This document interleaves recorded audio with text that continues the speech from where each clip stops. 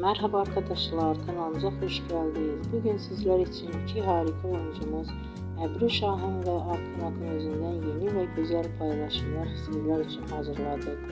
Onlar her çay dizinde rol almış ve herkes tarafından beğenilmiştir. Biz de sizler için onların güzel ve romantik karelerini hazırladık.